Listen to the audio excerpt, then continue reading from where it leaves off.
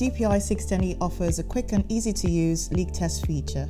Before starting any test, ensure all your pressure connections are secure. Ensure you have the correct pressure function selected on channel 1. Launch the leak test from the task menu. The DPI610E allows the user to select suitable wait and test times from the main reading screen by tapping here or by accessing the leak test setup menu here. The wait time allows the pressure to settle before the actual test is started. This could be any value between 0 and 60 minutes. The default wait time is 1 minute. The test time is the period over which the actual leak testing is carried out. This can be set to between 1 second and 480 minutes. The default test time is 1 minute.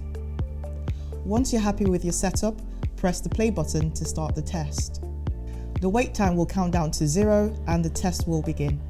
The pressure at the start of the test is displayed and the timer for the test counts down to 0. Once completed, the end pressure is displayed and the leak rate is calculated and displayed as a rate per minute value. To repeat the test, simply press the play button again or exit. The leak test result can be saved as a CSV file by selecting the save icon. Thank you for watching. For more information, please visit our website.